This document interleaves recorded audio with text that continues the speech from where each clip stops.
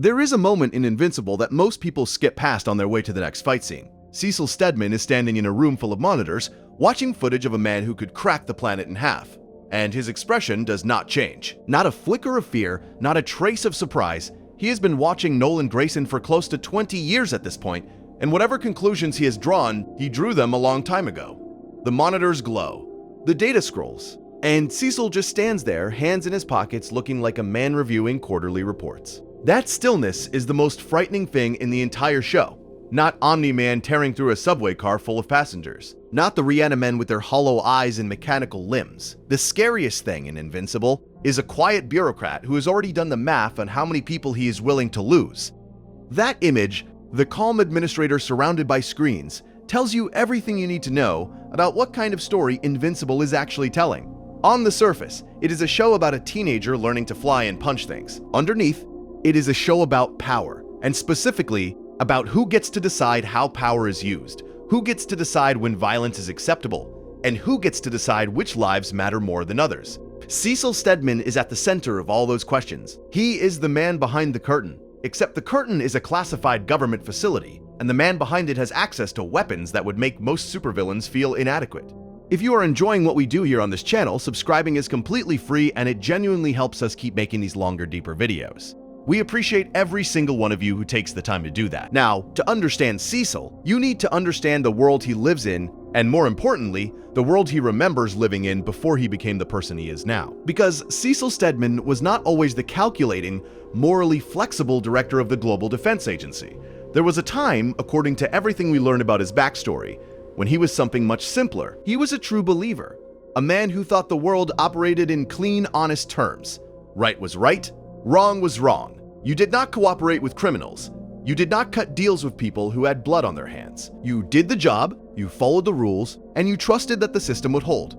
That version of Cecil died somewhere along the way. Not all at once, not in a single dramatic moment, though there were certainly dramatic moments. It happened slowly, the way most moral erosion happens. One compromise at a time, one exception that led to another exception. One emergency that justified bending a rule that would never quite unbend again. The scars on his face tell part of the story. During a mission early in his career, Cecil was exposed to a chemical weapon. The details vary slightly depending on whether you follow the comics or the animated series, but the core of it remains the same. He was trying to stop a group of terrorists, the Order of the Freeing Fist, and in the process he was caught in the blast of the very weapon he was trying to prevent from being used. His skin was essentially destroyed. The surgeons rebuilt him, grafted new skin over most of the damage. But Cecil asked them to leave one section untouched. A patch of scarred, mangled flesh on his chin and jaw. A reminder, every time he looks in the mirror, he sees the moment he failed. The moment people died because he was not fast enough, not ruthless enough, not willing enough to do whatever it took. That scar is not just a character design choice. It is a philosophical statement. Cecil wears his failure on his face, literally, and it has become the foundation of his entire worldview. The scar says something very specific. It says that when you hesitate, people die. When you play by the rules do not save anyone. When you try to be the good guy, the bad guys win and innocent people pay the price. You can trace the origin of this idea back centuries, back to debates that have consumed thinkers far more famous than a fictional government agent. But before we get to those thinkers, it is worth appreciating how rare it is for a show to embed this kind of philosophical tension in a character who is not the protagonist. Cecil is not the main character of Invincible. He does not get the most screen time or the biggest action sequences. And yet he might be the character who best embodies the central question of the entire series.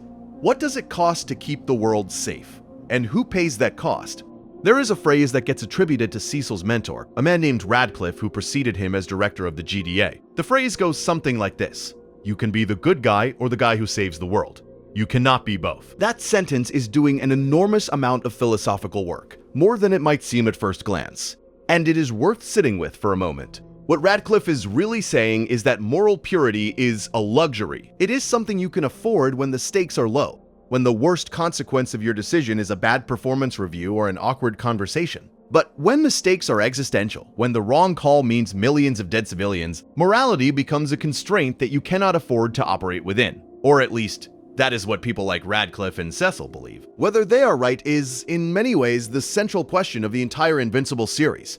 Think about that phrase for a moment and what it reveals about the world Cecil inhabits. It assumes that goodness and effectiveness are mutually exclusive, that you have to choose one or the other, that the universe is structured in such a way that doing the right thing and doing the smart thing are always inevitably in conflict. That is a profoundly dark worldview, and it is also one that a lot of powerful people throughout history have shared, some honestly and some as a convenient excuse for doing terrible things while sleeping well at night. This tension between moral purity and pragmatic effectiveness has a name in philosophy. Several names, actually, but the one that fits Cecil best, the one that seems almost tailor-made for his character, comes from a 16th century Italian political theorist named Niccolò Machiavelli. And when you start looking at Cecil through the lens of Machiavelli's most famous work, The Prince, something remarkable happens. The character snaps into focus in a way that makes him both more understandable and more troubling.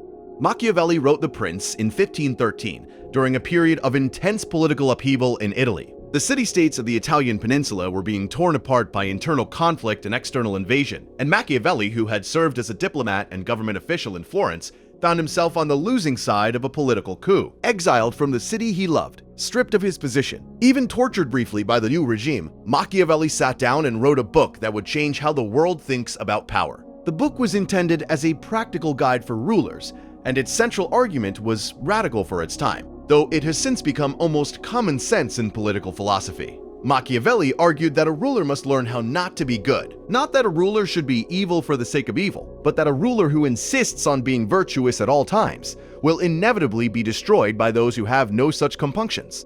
The context matters here because Machiavelli was not writing in the abstract. He had seen what happened when idealistic rulers faced ruthless opponents. He had watched good men fail because they were not willing to do what the situation required.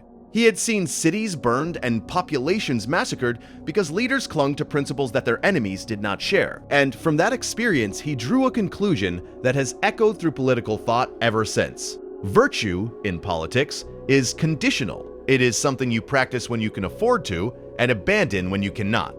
The key insight is about appearances versus reality. Machiavelli believed that a wise prince should appear to be merciful, faithful, humane, honest, and religious. But internally, the prince must be prepared to act against all of those qualities when circumstances demand it.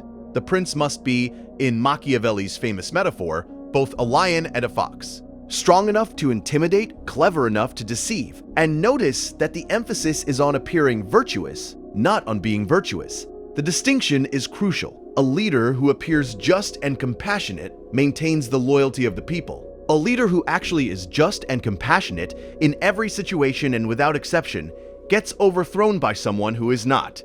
Cecil Stedman is both the lion and the fox. He maintains the appearance of a reasonable, trustworthy government official. He speaks calmly, he negotiates, he makes deals. He presents himself as someone who is simply trying to keep the world safe. But behind that reasonable exterior, Cecil is doing things that would horrify most people if they knew the full extent.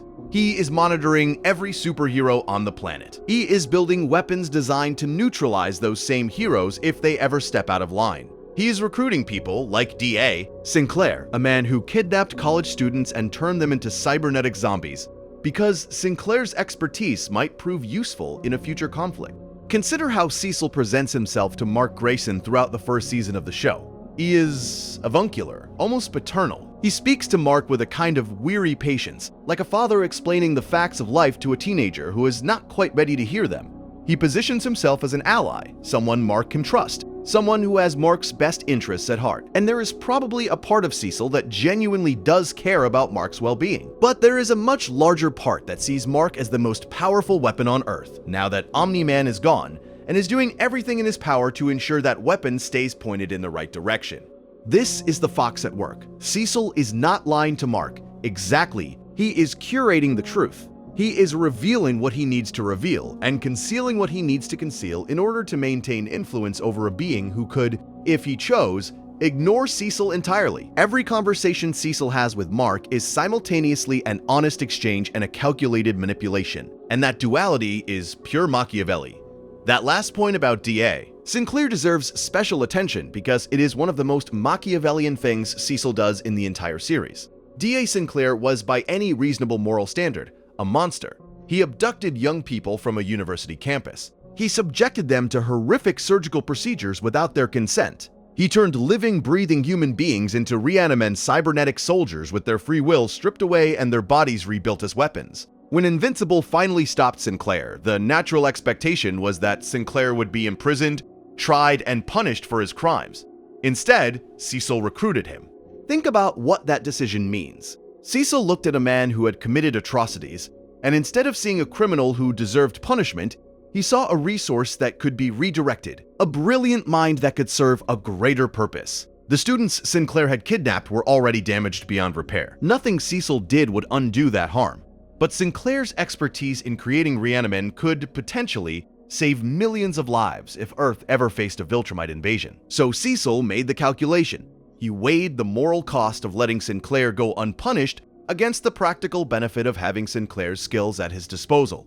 And he chose the practical benefit. There is a term for this in intelligence work. It is called turning an asset. You take someone who is working against you and you redirect their skills toward your own objectives. Intelligence agencies have been doing this for as long as intelligence agencies have existed. The CIA recruited Nazi scientists after World War II. The Soviet Union turned captured agents into double operatives. The practice is as old as espionage itself, and it is always justified with the same argument. The information or the expertise is too valuable to waste. The person's past crimes are less important than their future utility. Cecil would fit comfortably in that world. In many ways, he already lives in it. The GDA is essentially an intelligence agency that deals with superpowered threats instead of geopolitical ones, and Cecil runs it the way any competent spy master would. Assets are cultivated, not punished. Information is hoarded, not shared. Alliances are transactional, not ideological. Everything serves the mission, and the mission justifies everything. This is pure Machiavelli. The prince must be willing to enter into evil when forced by necessity. Not because evil is desirable, but because the alternative, clinging to virtue while the world burns, is worse. Machiavelli was very clear about this. He did not celebrate cruelty. He argued that cruelty, when used well, is more merciful than mercy used poorly. A few harsh acts, applied decisively and strategically, can prevent far greater suffering down the line. A ruler who refuses to get their hands dirty ends up presiding over more death and destruction than one who intervenes early with measured ruthlessness. Cecil believes this with every fiber of his being. He has internalized the Machiavellian framework so completely that he no longer experiences moral conflict in the traditional sense. When he makes a decision that costs lives, he does not agonize over it in the moment. He has already accepted that the job requires those decisions. The agonizing, if it happened at all, happened years ago, back when he was still the idealistic young agent who believed the rules mattered. That version of himself has been dead for a long time. And this is where we need to talk about something that most discussions of Cecil miss entirely, which is the role of habit in moral transformation. Aristotle, writing more than 2,000 years ago, argued that character is not something you are born with. It is something you develop through repeated action. You become brave by performing brave acts. You become honest by telling the truth consistently. You become generous by giving. And crucially, you become ruthless by making ruthless decisions, one after another, until ruthlessness feels less like a choice and more like a reflex. Cecil's moral transformation did not happen overnight.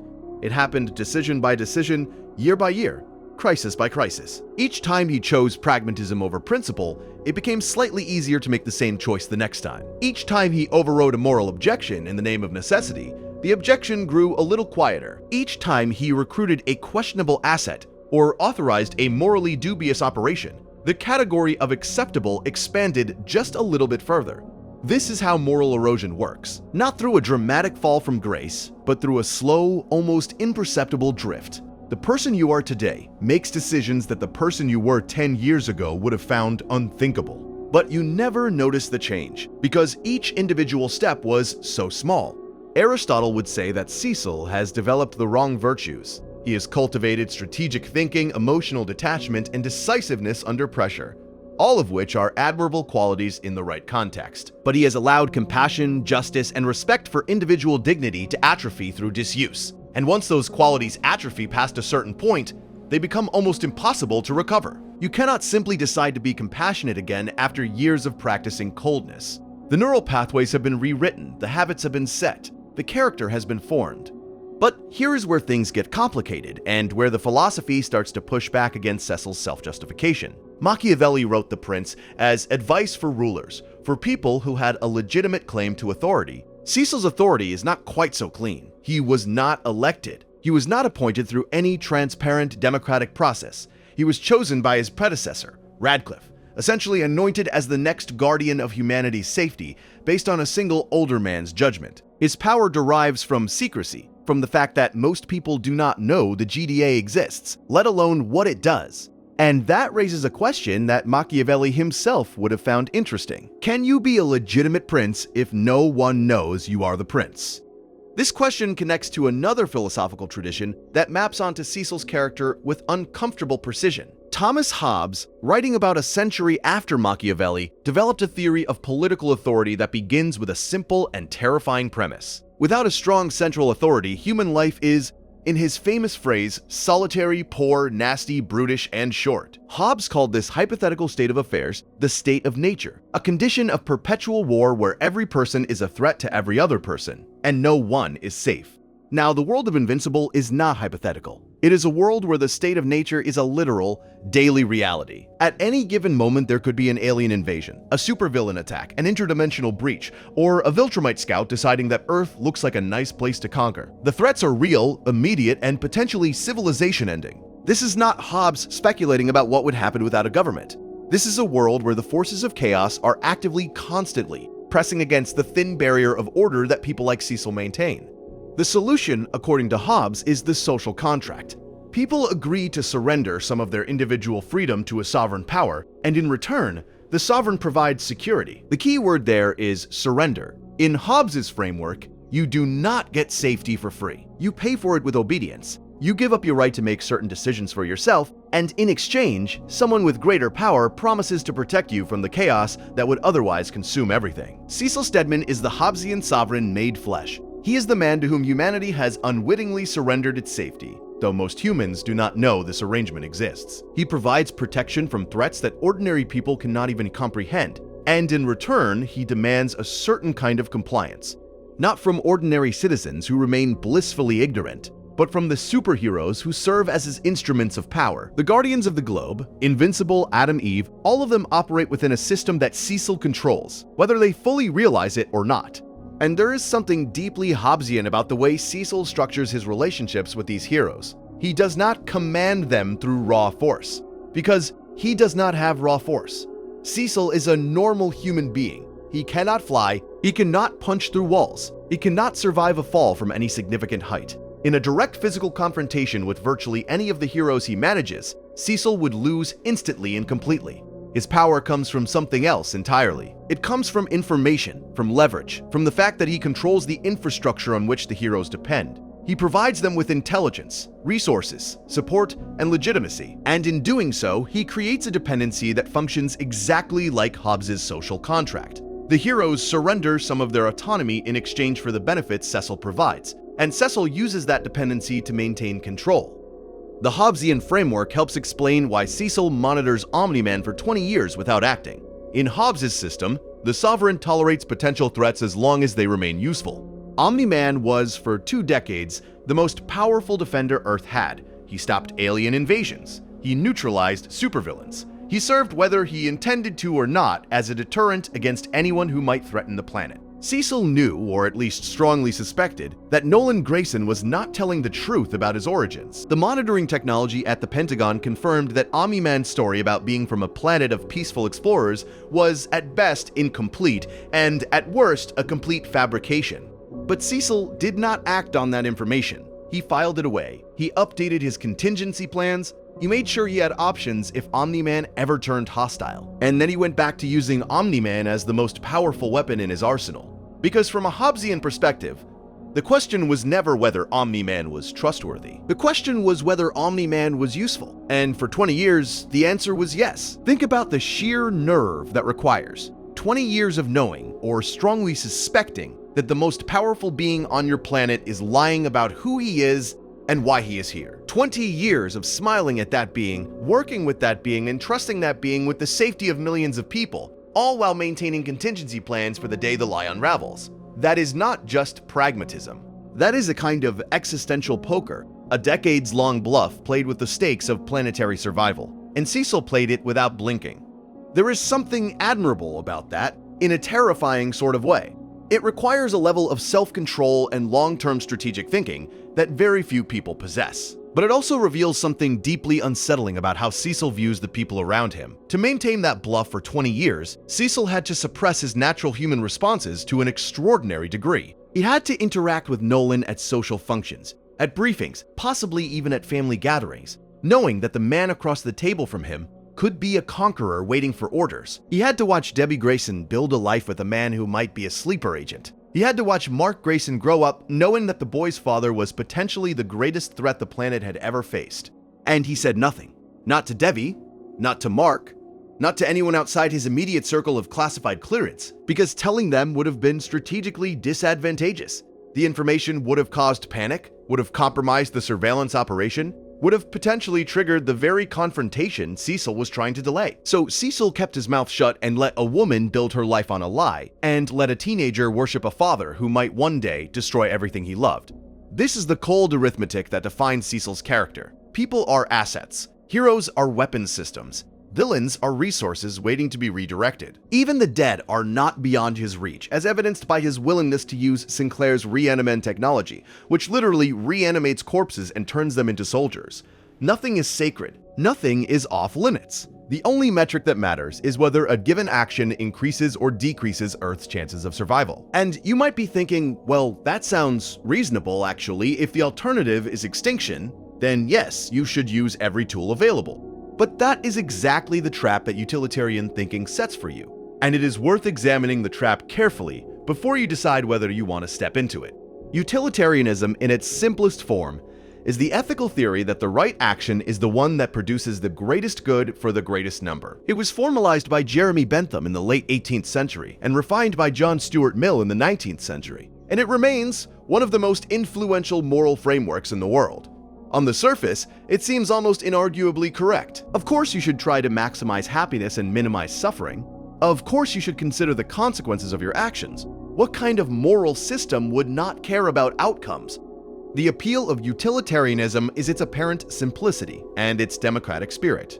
Every person's happiness counts equally. The king's pleasure is worth no more than the peasant's. What matters is the total amount of well-being in the world, and the right action is the one that maximizes that total. It is elegant, egalitarian, and deeply intuitive. Cecil is a utilitarian in his bones. Every decision he makes is filtered through a single question: does this produce a better outcome than the alternatives? When he recruits Sinclair, the calculation is straightforward. Sinclair free and working for the GDA equals more defense capability equals fewer dead civilians in the next crisis. Sinclair in prison equals one man punished equals no improvement in defense capability equals potentially more dead civilians. The math is clear. The answer is obvious. Recruit Sinclair. When he monitors Omni-Man instead of confronting him, the calculation follows the same logic. Omni-Man cooperative and defending Earth equals millions of lives saved. Omni-Man confronted and potentially hostile equals catastrophic battle with an uncertain outcome. The math says wait. The math says use him for as long as you can. The math says do not pick a fight you might lose when the current arrangement is saving lives. When he decides to keep the truth from Debbie and Mark Grayson, the calculation is the same. Informed family equals potential disruption of the surveillance operation equals increased risk to planetary security. Uninformed family equals stable surveillance operation equals continued collection of critical intelligence. The emotional suffering of two people who are being deceived barely registers in the equation, because the equation is measured in millions of lives. But here is where utilitarianism starts to crack, and where Cecil's philosophy reveals its deeper problems. The trolley problem, which has become one of the most famous thought experiments in moral philosophy, illustrates the issue perfectly. You are standing next to a set of train tracks. A trolley is hurtling toward 5 people who are tied to the track. You can pull a lever that will divert the trolley onto a side track, where it will kill 1 person instead of 5. Do you pull the lever? Most people say yes. 5 lives saved for the cost of 1 seems like a reasonable trade. Utilitarian logic supports this answer. But now consider a variation. You are a surgeon with 5 patients, each of whom needs a different organ transplant to survive. A healthy person walks into your hospital. You could kill this 1 person, harvest their organs, and save the 5 patients. Do you do it? Most people recoil from this version, even though the math is exactly the same. 5 lives saved for the cost of 1. The reason for the recoil is that utilitarianism taken to its logical extreme, has no concept of individual rights. It does not recognize that some actions are wrong, regardless of their consequences. It does not acknowledge that there are moral boundaries that should never be crossed, no matter how favorable the cost-benefit analysis might look. Cecil lives in the surgeon version of the trolley problem every single day. He is constantly making decisions that sacrifice individual people for the collective good. The college students turned into Rhiannon are his harvested organs. Omni-Man's unknowing servitude is his diverted trolley. The heroes he manipulates and surveils are his tied-down passengers, useful as long as they stay on the track he has chosen for them. And here is something worth sitting with. Cecil does not just face the trolley problem once. He faces it every morning, every briefing, every crisis, and each time he pulls the lever. Each time he diverts the trolley onto the track where fewer people die. The first time you pull the lever, it is agonizing. The 10th time, it is difficult. The 100th time, it is routine. And by the 1000th time, you stop noticing the person on the side track entirely. That person has become a statistic, a line item, a necessary cost. You have trained yourself to see the aggregate and ignore the individual. You have become, in the most literal sense, a calculating machine. And the truly disturbing thing is that Cecil does not seem to recognize the moral weight of what he is doing. Or rather, he recognizes it intellectually, but he has developed a kind of emotional armor that prevents it from affecting his decisions. He can look at a Rhiannon, a creature that was once a college student with a name and a family and dreams, and see only a tactical asset. He can monitor a man's private life for 20 years and feel not guilt, but professional satisfaction and a job well done. He can recruit a torturer and call it rehabilitation. This brings us to what might be the most uncomfortable philosophical lens through which to examine Cecil Stedman, and that is Hannah Arendt's concept of the banality of evil. Arendt developed this idea in 1963, after attending the trial of Adolf Eichmann in Jerusalem. Eichmann was one of the chief architects of the Holocaust, responsible for organizing the logistics of transporting millions of people to their deaths. Arendt expected to find a monster. What she found, instead, was a bland, unremarkable bureaucrat. A man who spoke in cliches, a man who seemed incapable of original thought, a man who had participated in one of the greatest atrocities in human history, not because he was driven by hatred or ideology, but because he was following orders and doing his job. The banality of evil is the idea that the most dangerous form of evil is not the dramatic theatrical kind. It is not the villain who monologues about world domination. It is the administrator who processes paperwork. It is the functionary who follows procedures. It is the ordinary person who participates in extraordinary harm because they have stopped thinking about what they are actually doing. Now, Cecil is not Eichmann. That comparison would be grotesquely unfair. Cecil is trying to save lives. Eichmann was facilitating genocide. The moral distance between those two projects is vast, and it would be dishonest to collapse it. But Arendt's insight is not really about the specific content of what someone does.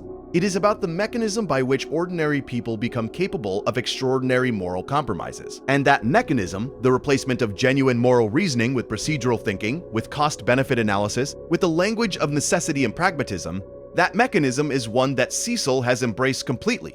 Arendt identified something specific about Eichmann that applies to Cecil in a way that should make you uncomfortable. She noted that Eichmann had not lost his conscience entirely. He had simply learned to redirect it. Instead of feeling guilty about the suffering he caused, he felt guilty when he failed to follow orders efficiently. His moral compass still functioned. It had just been recalibrated to point in a different direction. The thing that kept Eichmann up at night was not the thought of the people dying in the camps. It was the thought that a particular transport had been delayed, or that a quota had not been met, or that his superiors might think he was not doing his job properly. Cecil's moral compass has undergone a similar recalibration. He does not feel guilty about the suffering his decisions cause. He feels guilty when those decisions fail to achieve their objectives. A Rhiannon that malfunctions in combat bothers him more than the moral horror of its existence. An intelligence operation that fails to produce useful data troubles him more than the privacy violations it required. A hero who dies on a mission concerns him primarily as a loss of strategic capability, not as a human tragedy. This is the banality that Arendt identified, not the absence of evil intent, but the absence of thought. The failure to stop and consider what you are doing from the perspective of the people affected by your decisions. Eichmann never imagined himself in the shoes of the people he was sending to their deaths. Cecil never imagines himself in the shoes of the college students whose bodies were turned into weapons, or the heroes whose every private conversation is being recorded, or the families of the people who die when his calculations turn out to be wrong. And here is the thing that makes Cecil such a compelling character. He is not unaware of this dynamic. There are moments in the show where you can see something flicker behind his eyes, a recognition that he has become something he once would have despised. The scar on his face is supposed to remind him of failure, but over the years, it has become something else entirely. It has become a justification. The scar says, "I suffered, and therefore I have earned the right to make others suffer." The scar says, "I know what it costs when you hesitate, and therefore I will never hesitate again." The scar says, "I am already damaged, so the additional damage of my decisions cannot touch me." That transformation of a wound into a justification is something you see throughout history in individuals and in nations. The country that was attacked uses the memory of that attack to justify decades of aggressive foreign policy. The leader who was betrayed uses the memory of betrayal to justify a surveillance state. The person who was hurt uses the memory of hurt to justify hurting others. The mechanism is always the same. Suffering becomes credential, pain becomes permission, and the original wound, which should inspire empathy for others who suffer, instead becomes a wall that blocks empathy entirely. That is a profoundly human response to trauma, and it is also profoundly dangerous, because the moment you use your own suffering as a license to inflict suffering on others, you have crossed a line that is very difficult to uncross. You have transformed your wound into a weapon, and you have convinced yourself that the weapon is a shield. Let us talk about the specific people Cecil has used as instruments, because the philosophy becomes much more concrete and much more troubling when you attach names and faces to it. D.A. Sinclair is the most obvious case, and we have already discussed him at length. But consider the full implications of what Cecil did. Sinclair kidnapped students from a university. He subjected them to surgical procedures that destroyed their consciousness and rebuilt their bodies as cybernetic weapons. These were people, young people, with lives and futures and loved ones, who were looking for them. And Cecil took the man who did this to them and gave him a laboratory and a budget and a title. The utilitarian defense is clear. Sinclair's expertise could save millions. The students were already beyond help. Imprisoning Sinclair would serve justice, but would not undo the harm. Putting Sinclair to work would channel his dangerous abilities toward a protective purpose. The math adds up. But math is not morality. The families of those students might have a different perspective on the value of justice, even impractical justice, even justice that does not serve a strategic purpose. There is a concept in philosophy called moral remainder, and it applies perfectly here. Moral remainder is the idea that even when you make the right decision in a difficult situation, there is still something left over, a residue of moral weight from the options you did not choose. If you divert the trolley and save 5 people, you have still killed 1 person. That death does not disappear from the moral ledger just because it was, on balance, the lesser evil. It remains a debt that can never quite be repaid, a weight that a morally serious person carries with them. Cecil does not seem to carry moral remainder, or if he does, he has buried it so deep that it never reaches the surface. This is not strength. It is a kind of moral amputation. He has cut away the part of himself that would feel the weight of his decisions, and in doing so, he has made himself more efficient, but less human. And then there are the Reanimen themselves. In both the comics and the animated series, Cecil's GDA eventually develops its own Reanimen program, using the technology Sinclair created. They take the bodies of dead soldiers and criminals and rebuild them as cybernetic soldiers. These are people who died, whose families presumably buried empty coffins or received folded flags, and whose bodies were secretly repurposed as government weapons. There is something deeply unsettling about this that goes beyond the obvious body horror. It speaks to Cecil's fundamental view of human beings, which is that people are resources. Living or dead, willing or unwilling, aware or unconscious, people exist within Cecil's framework as potential inputs for the security equation. You can be a superhero on active duty, in which case you are a weapon deployed in the field. You can be a villain with useful skills, in which case you are a weapon waiting to be redirected. You can be a dead soldier, in which case you are raw material for a new kind of weapon. There is no category of person that Cecil cannot reduce to a line item in his strategic calculus. This instrumentalization of people connects to a concept in Kantian ethics that stands in direct opposition to Cecil's worldview. Immanuel Kant argued that human beings must always be treated as ends in themselves, never merely as means to an end. To treat a person as a means is to use them as a tool, to value them only for what they can do for you, rather than for their inherent worth as a rational, autonomous being. Cecil violates this principle constantly and systematically. He treats heroes as means to the end of planetary defense. He treats villains as means to the end of expanded capability. He treats the dead as means to the end of building an army. The only end Cecil recognizes is the survival of humanity, and every individual human is merely a means to that end. The irony is almost poetic. Cecil's stated goal is to protect humanity, but his methods require him to deny the fundamental humanity of every individual he encounters. Kant would have had a specific term for what Cecil does. He would have called it a failure of the categorical imperative, which is Kant's test for whether an action is morally permissible. The test asks you to imagine that the principle behind your action became a universal law. If everyone acted the way you are acting, would the world still function? If Cecil's principle, that individual rights can be suspended whenever collective survival is at stake, became a universal law, the result would be a world in which no one has any rights at all, because someone, somewhere, can always argue that collective survival is at stake. The principle devours itself. There is a real-world parallel that illuminates this tension beautifully, and that is the career of Robert McNamara, the United States Secretary of Defense, during the Vietnam War.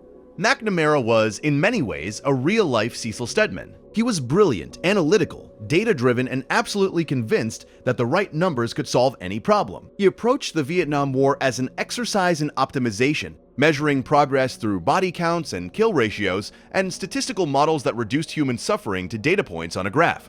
McNamara came from the corporate world. He had been president of Ford Motor Company, where he had revolutionized the automobile industry through the application of statistical analysis. He brought that same analytical approach to the Pentagon, and for a while it seemed to work. The numbers looked good, the models predicted success, the data suggested that American military power was overwhelming and that victory was inevitable. But the numbers were wrong. The models were flawed. The data was measuring the wrong things. You can count how many enemy soldiers you have killed, but you cannot count how many new soldiers the enemy will recruit to replace them. You can measure the tonnage of bombs you have dropped, but you cannot measure the hatred those bombs create. You can quantify the military resources at your disposal, but you cannot quantify the human will to resist occupation. In Errol Morris's documentary, The Fog of War, McNamara reflects on his career with a mixture of pride and anguish. He defends many of his decisions while simultaneously acknowledging that they led to catastrophic outcomes. He talks about the importance of empathizing with your enemy, a lesson he says he learned too late. He discusses the concept of proportionality, the idea that the scale of your response should match the scale of the threat, and admits that the United States failed to observe this principle in Vietnam. The most haunting moment in the film comes when McNamara discusses the firebombing of Tokyo during World War II, which he helped plan as a young statistical analyst. In a single night, American bombers killed roughly 100,000 Japanese civilians. McNamara recalls his commanding officer, Curtis LeMay, saying that if they had lost the war, they would have been prosecuted as war criminals. McNamara does not disagree. He simply notes that winning the war made those actions acceptable in the eyes of history. Cecil would understand that logic perfectly. The outcome determines the morality. If Earth survives, everything Cecil did was justified. If Earth falls, it does not matter whether Cecil was a good person or a bad person, because there will be no one left to judge him. This is the ultimate utilitarian escape hatch. If the stakes are high enough, the question of morality becomes irrelevant. The only question that matters is whether you succeeded. But McNamara's career also illustrates the fatal flaw in this reasoning. The problem with reducing everything to data and outcomes is that data can be wrong. Models can be flawed. Assumptions can be incorrect. McNamara's statistical approach to Vietnam was built on fundamentally mistaken premises about the nature of the conflict, the motivations of the enemy, and the effectiveness of American military power. All his numbers, all his calculations, all his careful analysis led directly to one of the most catastrophic foreign policy failures in American history. Cecil faces the same risk. His calculations about Omni-Man were based on the assumption that he could control or at least predict Nolan's behavior. That assumption proved catastrophically wrong. When Omni-Man finally revealed his true purpose and attacked, the contingency plans Cecil had prepared were woefully inadequate. The reanimen he deployed were torn apart. The weapons he had developed barely slowed Nolan down. All those years of surveillance and planning and calculated risk. And when the crisis finally came, Cecil was essentially helpless. This failure should, in theory, cause Cecil to question his entire approach. If his calculations can be that wrong about something that important, then the foundation of his philosophy, the idea that careful analysis and pragmatic decision-making can always produce the best outcome, is fundamentally unstable. But Cecil does not question his approach. He doubles down. He recruits more aggressively. He develops more weapons. He expands his surveillance. He responds to the failure of his system by making the system bigger. This is a pattern that psychologists call escalation of commitment, and it is one of the most well-documented cognitive biases in human decision-making. When a strategy fails, the natural response is not to abandon the strategy, but to invest more resources in it. The logic feels compelling. If the plan failed because we did not commit enough, then the solution is to commit more. If the surveillance was insufficient, then the answer is more surveillance. If the weapons were inadequate, then the answer is better weapons. The possibility that the entire approach is fundamentally flawed is too threatening to consider, because considering it would mean that all the sacrifices you have already made were pointless. And this is the pattern you see in every real-world parallel to Cecil. J. Edgar Hoover ran the FBI for nearly 50 years, building an empire of surveillance and control that extended into every corner of American life. When his methods failed to prevent crises, Hoover did not scale back. He expanded. He added more wiretaps, more informants, more files on more people. He collected information on the private lives of politicians and civil rights leaders and used it as leverage to maintain his own power. He justified everything he did in the name of national security, and by the time he died, the institution he had built was so thoroughly corrupted by its own unchecked authority that it took decades to begin reforming it. The parallels between Hoover and Cecil are striking and worth lingering on. Both men operated largely in the shadows, wielding enormous power without meaningful oversight. Both men justified intrusive surveillance as a necessary tool for national protection. Both men collected information that gave them leverage over the very people they were supposed to serve. Both men became so identified with their institutions that it became difficult to tell where the person ended and the organization began. And both men, whatever their original intentions, created systems that were ultimately more dangerous than many of the threats they were designed to counter. Hoover kept files on presidents. Cecil keeps files on superheroes. The scale is different. The principle is the same. When you accumulate enough information about enough powerful people, you do not need superpowers. You do not need an army. You do not need anything except a filing cabinet and the willingness to use what is inside it. Nick Fury, the Marvel character who is perhaps Cecil's closest fictional counterpart, follows the same trajectory. Fury operates in the shadows, making decisions that affect the entire planet without consulting anyone. He manipulates heroes, deceives allies, and maintains contingency plans that would horrify the people he claims to protect. And like Cecile, Fury justifies all of it with the same argument. The threats are too big, the stakes are too high. Someone has to make the hard calls, and that someone has to be willing to get their hands dirty.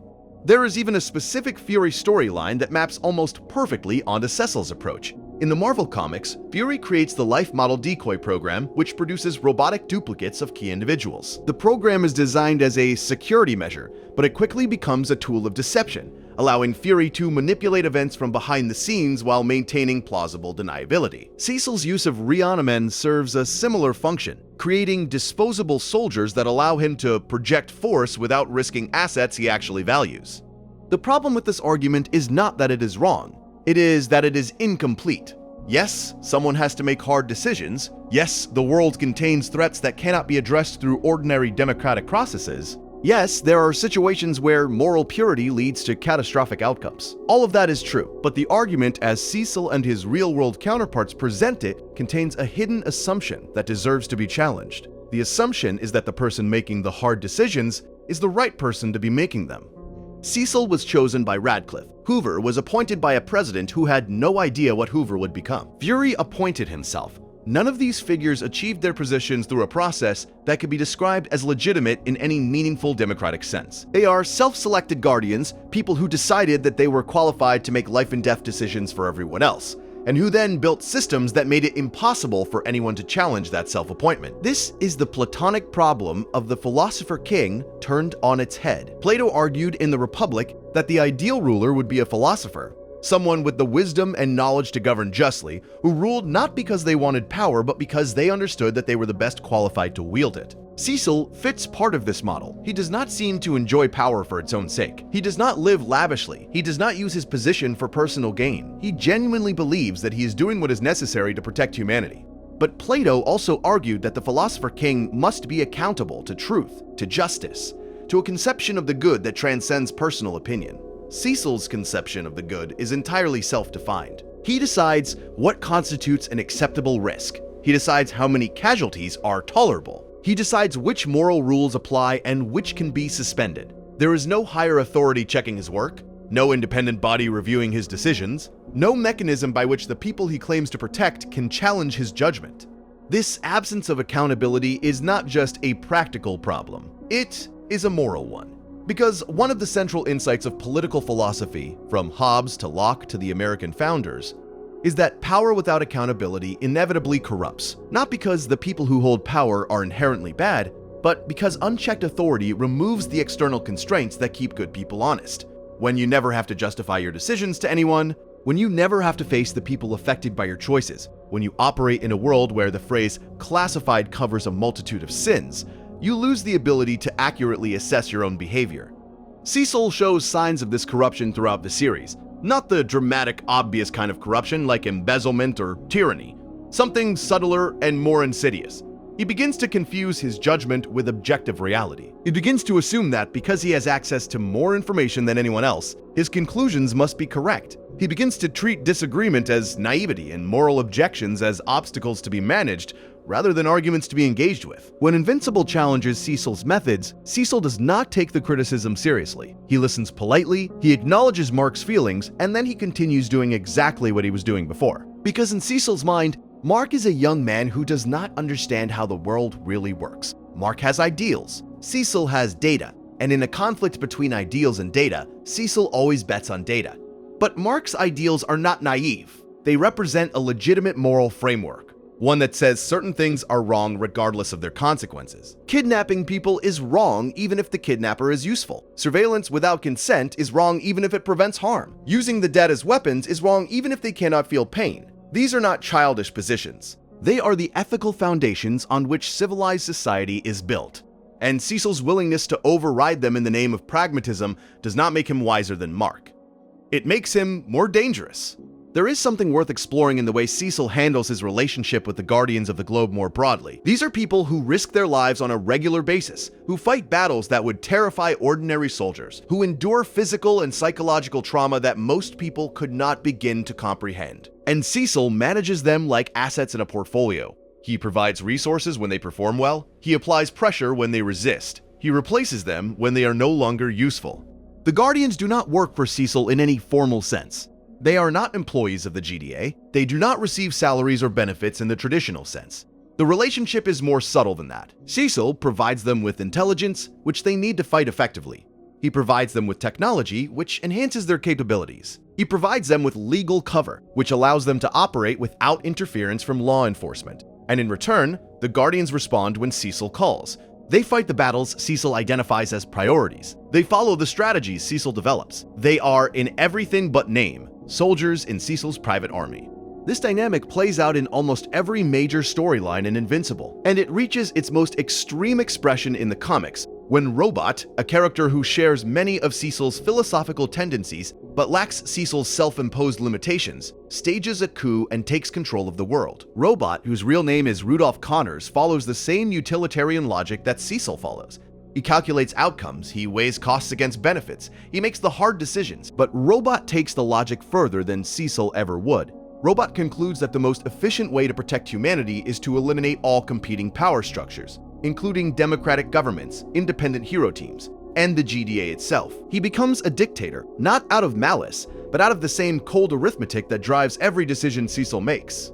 And here is the devastating part. Robot succeeds. Under his rule, the world becomes objectively safer. Crime drops. Wars end. Threats are neutralized with mechanical efficiency. By every utilitarian metric, Robot's dictatorship is a success. The greatest good for the greatest number has been achieved. The trolley has been diverted, the math works out, but the people living under Robot's rule are not free. They are managed, controlled, surveilled. They live in a world where every decision is made for them by a being who is convinced he knows best. And this is the logical endpoint of Cecil's philosophy, taken to its ultimate conclusion. If the only thing that matters is outcomes, if individual rights and moral principles are just obstacles to be overcome, then the most efficient system of government is one in which a single supremely intelligent being makes all the decisions and everyone else simply complies.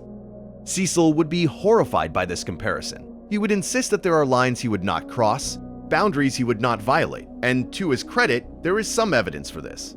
Cecil does not attempt to take over the world. He does not eliminate democratic institutions. He operates within the existing system, even if he bends it nearly to the breaking point. But the difference between Cecil and Robot is one of degree, not of kind. They share the same fundamental assumption that they are qualified to make decisions for everyone else, and that the quality of those decisions justifies the absence of consent.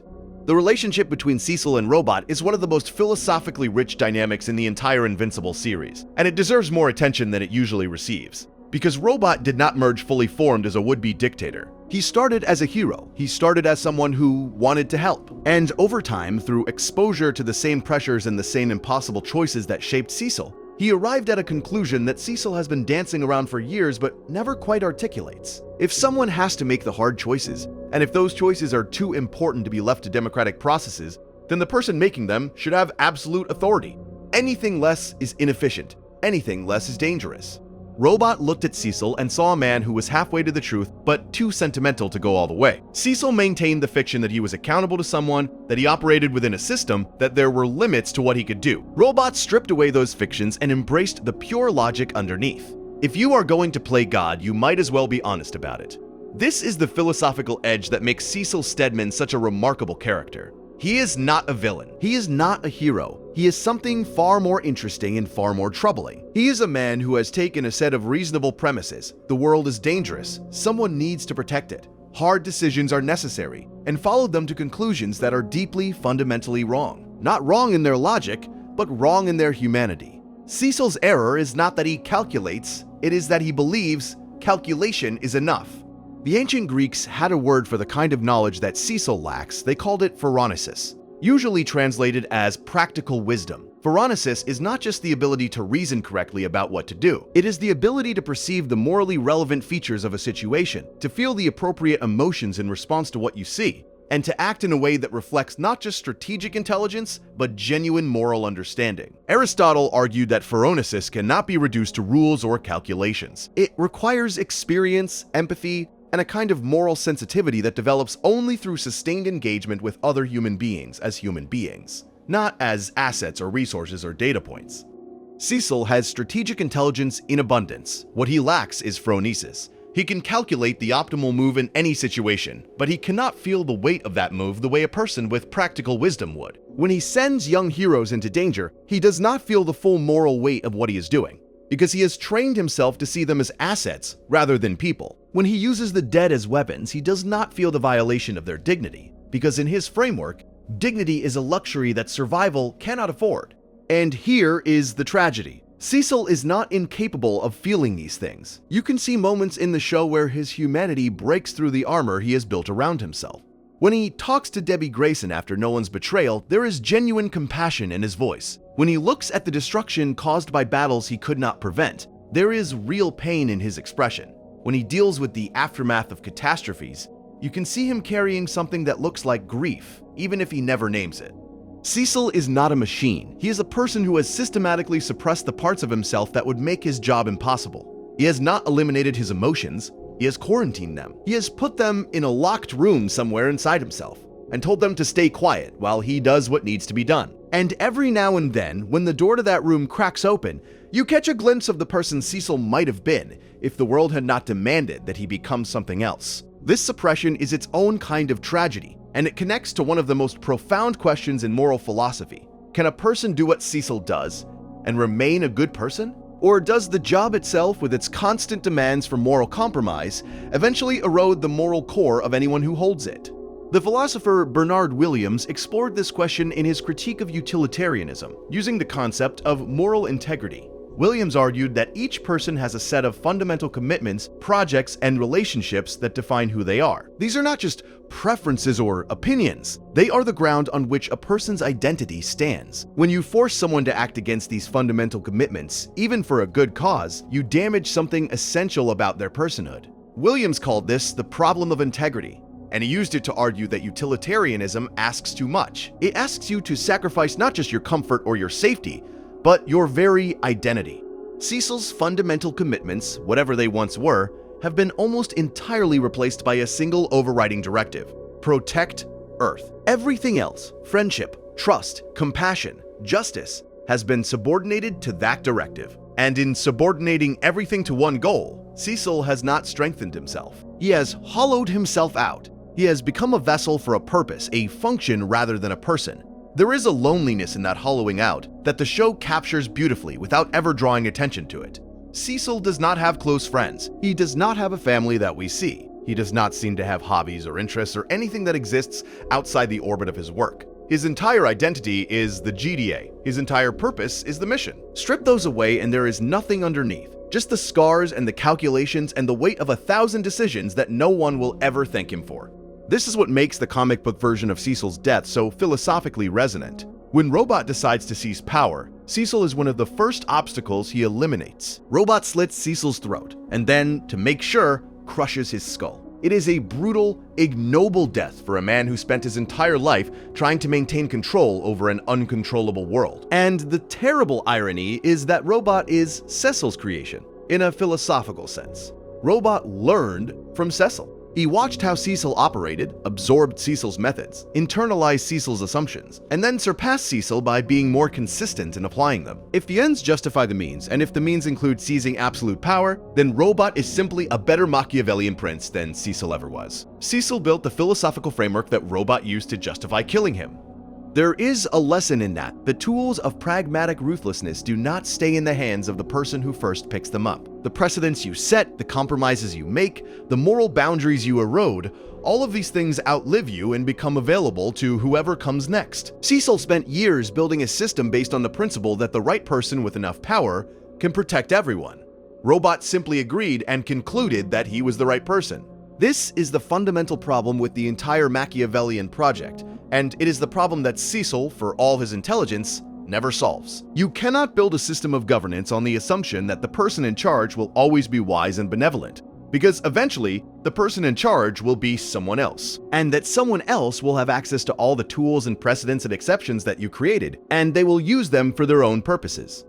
The American constitutional system was designed with precisely this problem in mind. The founders, many of whom had read Machiavelli and Hobbes, understood that the question is not whether a particular leader can be trusted. The question is whether the system itself contains sufficient safeguards to prevent any leader from accumulating too much unchecked power. Cecil's GDA has no such safeguards. It is entirely dependent on the personal judgment and self-restraint of whoever happens to be in charge. And when that person turns out to be Robot, the absence of safeguards proves fatal. There is one more philosophical thread worth pulling before we begin to draw this together, and it has to do with the nature of trust. Cecil's entire operation depends on other people trusting him, or at least trusting the system he represents. The heroes trust that Cecil is giving them accurate intelligence. The government trusts that Cecil is using his resources responsibly. The public trusts that someone somewhere is keeping them safe. And Cecil betrays all of these trusts routinely and systematically, while telling himself that the betrayals are necessary. The philosopher Annette Baer wrote extensively about the nature of trust, and she made a distinction that is relevant here. Baer distinguished between trust and reliance. You can rely on a machine to function predictably, but you trust a person, which means you make yourself vulnerable to them based on the expectation that they will not exploit that vulnerability. Trust, unlike reliance, involves a moral dimension. When someone trusts you, they are not just predicting your behavior, they are placing a moral claim on you, a claim that you will treat their vulnerability with care. Cecil's relationships are built on trust that he systematically violates. Mark trusts Cecil to tell him the truth. Cecil tells Mark what Cecil thinks Mark needs to hear. The Guardians trust Cecil to deploy them appropriately. Cecil deploys them wherever his calculations indicate they will be most effective, regardless of the risk to their individual safety. Debbie Grayson trusts Cecil to be honest with her about her husband. Cecil lies to her face for 20 years. Each of these trust violations has a utilitarian justification, but Baer would argue that the justification misses the point. Trust is not just a useful social lubricant that can be applied or withheld based on strategic calculations. It is a fundamental moral relationship between people, one that creates obligations that cannot be reduced to cost-benefit analysis. When you betray someone's trust, you do not just break a contract. You damage a relationship, you diminish a person. You treat their vulnerability, which was a gift freely given, as a resource to be exploited.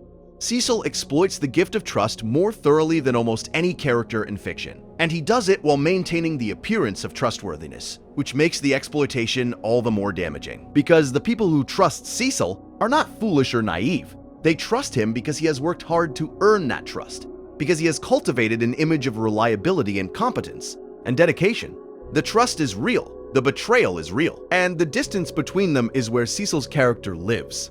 Let us return for a moment to the question of whether Cecil is a good person, not whether he is effective or necessary or the best available option for a world full of superpowered threats. Whether he is good, the answer, I think, is that the question itself reveals the limits of how we normally think about goodness. We tend to treat goodness as a quality that a person either has or does not have, like height or eye color. But goodness, in the philosophical tradition, is not a static quality. It is a practice. It is something you do, not something you are. Aristotle argued that a person becomes virtuous by performing virtuous acts, just as a person becomes a skilled musician by practicing music. Virtue is a habit, a pattern of behavior that becomes part of who you are through repetition. By this standard, Cecil was once on the path to goodness and then stepped off it. He once practiced the virtues of honesty, justice, and respect for human dignity. But over the years, he practiced something different. He practiced calculation, manipulation, and the subordination of individual rights to collective outcomes. And through that practice, he became something that is no longer recognizable as good in any traditional sense. But he is not evil either. This is what makes him so fascinating. Cecil occupies a moral space that most philosophical frameworks struggle to categorize. He is not a villain. He does not seek to cause harm. He does not enjoy the suffering of others. He is motivated by a genuine desire to protect the people of Earth. But his methods are so thoroughly divorced from conventional morality that calling him good seems like a category error. Perhaps the most useful way to think about Cecil is through the lens of what philosophers call moral tragedy. A moral tragedy is a situation in which every available option involves genuine moral loss. There is no clean answer, no choice that allows you to walk away with your hands entirely clean. Whatever you do, someone suffers. Whatever you choose, something of moral value is destroyed. Cecil lives in a state of perpetual moral tragedy. Every decision he makes involves genuine moral loss. Recruit Sinclair, and you let a monster go free. Imprison Sinclair, and you lose a tool that might save millions. Monitor Omni-Man, and you violate the trust of everyone around you. Confront Omni-Man, and you risk a battle that could destroy the planet. Send young heroes into danger, and some of them might die. Hold them back, and the threat they might have stopped kills even more people. In a world of moral tragedy, the question is not whether you can avoid doing wrong, it is how you respond to the wrong you inevitably do. And this is where Cecil falls short, because the appropriate response to moral tragedy is not the cold efficiency that Cecil demonstrates, it is grief. It is recognition. It is the willingness to acknowledge that you have done something terrible, even if it was the least terrible option available, and to carry the weight of that acknowledgement with you as you move forward. Cecil does not grieve. Cecil processes. Cecil files and categorizes and moves on.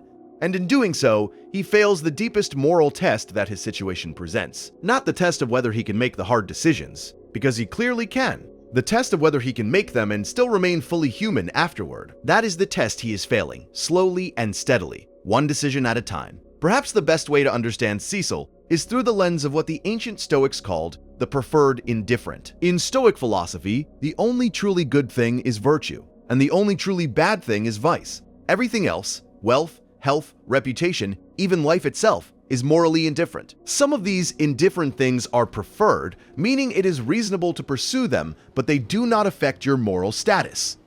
Cecil has inverted this framework. For Cecil, the only truly good thing is survival, and the only truly bad thing is extinction. Everything else, virtue, justice, individual rights, personal dignity, is morally indifferent. Some of these indifferent things are preferred, meaning he would rather have them than not, but they do not affect his decisions when survival is at stake. This inversion explains nearly everything Cecil does. It explains why he can recruit a monster and call it rehabilitation. It explains why he can surveil a man for 20 years and call it security. It explains why he can send teenagers into battle and call it defense. In Cecil's inverted moral framework, the only sin is failing to prevent the worst possible outcome. Everything else is just a cost of doing business. And yet, there is something that Cecil's philosophy cannot account for, and it is perhaps the most important thing of all. It is the question of what kind of world you are saving. If you save the world by destroying everything that makes the world worth saving, individual freedom, personal dignity, trust between people, the right to make your own choices even when those choices are imperfect, then what have you actually preserved? A world without freedom is not a world saved. It is a prison with better weather. This is the question that Mark Grayson keeps trying to ask Cecil, and it is the question that Cecil keeps deflecting. Mark is not arguing that hard decisions should never be made. He is arguing that the way you make those decisions matters. The process matters. The respect you show to the people affected matters. The willingness to be transparent, to be accountable, to submit your judgment to the judgment of others. All of these things matter not as luxuries to be discarded when times get tough, but as essential components of the very thing you are trying to protect. A world where Cecil Stedman operates without oversight, without transparency, without accountability, is a world that has already surrendered something precious. It has surrendered the principle that every person's autonomy deserves respect. It has surrendered the idea that power should be constrained by consent. It has surrendered the belief that the means matter as much as the ends. And those are not small surrenders. They are the foundations of everything that distinguishes a free society from a controlled one. And this brings us, finally, to the deepest and most troubling question that Cecil's character raises. Is he right? Not morally right. We have already established that Cecil's methods violate numerous moral principles that most people would consider fundamental. The question is whether he is empirically right, whether the world of Invincible actually requires someone like Cecil, whether, given the reality of Viltrumite invasions and world-ending threats and superpowered beings who could destroy civilization on a whim, the only rational response is exactly the kind of ruthless, calculating, morally flexible pragmatism that Cecil embodies. The show seems to suggest that the answer is complicated. On one hand, Cecil's methods have saved lives. His monitoring of Omni-Man, while ultimately insufficient to prevent the attack, gave him information that proved critical in the aftermath. His recruitment of Sinclair, while morally abhorrent, produced the Reanimen technology that has provided an additional line of defense. His network of surveillance and control, while invasive and paternalistic, has allowed for rapid response to threats that might otherwise have caused far more damage. On the other hand, Cecil's methods have also created problems. His manipulation of heroes has eroded trust and created resentment. His reliance on morally compromised assets like Sinclair has produced weapons that are themselves dangerous. His insistence on operating in secrecy has prevented the kind of public debate and democratic input that might have produced better policies. And his absolute certainty in his own judgment has made him blind to the ways in which his approach is failing. The honest answer is probably that Cecil is partially right and partially wrong, which is the most unsatisfying answer possible, and also the most realistic. The world does need people who are willing to make hard decisions, but it also needs constraints on those people. It needs accountability. It needs transparency. It needs the messy, inefficient, frustrating process of democratic deliberation that Cecil has so thoroughly bypassed. Before we begin to close this out, there is one more dimension of Cecil that deserves attention, and it is the one that exists not on the page or in the animation, but in the voice. Walton Goggins voices Cecil in the animated series, and his performance is doing something extraordinary that is easy to overlook if you are not paying close attention. Goggins is an actor known for playing characters who operate in moral gray zones. Boyd Crowder in Justified, Baby Billy Freeman in The Righteous Gemstones, Lee Russell in Vice Principals. He has a gift for finding the humanity inside characters who, on paper, should be repulsive, and he brings that same gift to Cecil. The voice he gives Cecil is measured, calm, slightly tired, and deeply controlled. There is almost never a moment where Cecil raises his voice or allows emotion to break through the surface. And when emotion does break through, it happens in such subtle, fleeting ways that you might miss it entirely. Listen to the way Goggins delivers Cecil's lines when he is lying. There is a particular quality to the voice, a slight flattening, a fractional increase in precision as though Cecil is concentrating extra hard on making each word sound natural. Compare that to the way Goggins delivers Cecil's lines when he is telling the truth, which happens less often than you might think. The truth comes out slightly rougher, slightly less polished, as though honesty requires a different kind of effort than deception. This performance choice tells you something profound about the character. For Cecil, lying is the default mode. It is the baseline, it is the state he has trained himself into over decades of intelligence work. Truth is the aberration, the deviation from normal operating procedure. When Cecil is honest, it costs him something. You can hear it in the slight strain in Goggins' voice, the way the words come out just a little less smoothly. Honesty, for Cecil, is an act of vulnerability in a way that deception is not. And that inversion tells you everything you need to know about how thoroughly his professional life has warped his relationship with basic human interaction.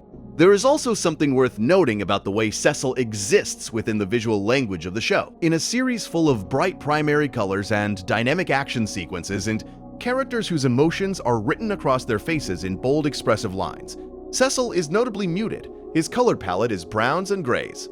His movements are minimal. His facial expressions are constrained by the scars that limit the mobility of his features. He exists in a different visual register than the rest of the cast, as though the animators are telling you, through pure design, that Cecil operates on a different frequency than the heroes who fight in the open air. The heroes exist in the world of spectacle. Cecil exists in the world of shadows, and the show uses this contrast to make a point about the nature of power itself. The power that matters most in Invincible is not the power to fly, or the power to punch through walls.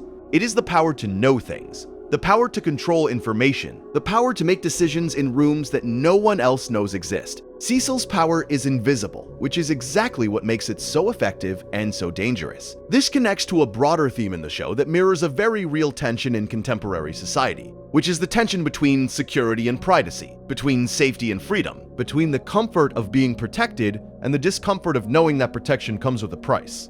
We live in a world where surveillance technology has outpaced the legal and ethical frameworks designed to regulate it. Governments can monitor communications on a scale that would have been unimaginable even 30 years ago. Corporations collect data about every aspect of your life and use it in ways that you have no control over and limited understanding of. The trade-off between privacy and security that Hobbes wrote about in the abstract is now a concrete daily reality for everyone who carries a smartphone or uses the internet.